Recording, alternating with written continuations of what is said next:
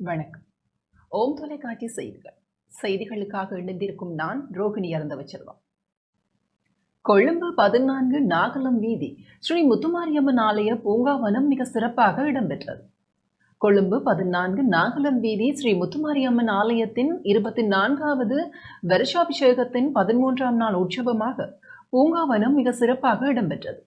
யாக பூஜையுடன் அம்மனுக்கு அபிஷேகம் இடம்பெற்று பச்சை பந்தலினால் அலங்கரிக்கப்பட்ட வசந்த மண்டபத்தில் விநாயகர் முருகன் சகிதமாக தாலாட்டு பாடல்கள் உடன் பக்தர்களால் ஊஞ்சலாடப்பட்டது. அறங்காவலர் குழு தலைவர் பிரதம நித்திய தேசிகர் விமலேந்திரன் தலைமையில் உற்சவகால பிரதம குரு காரிநகர் சிவாகம பாஸ்கரன் சிவஸ்ரீ துராகேஷ குருக்களால் பூஜைகள் நடத்தப்பட்டன.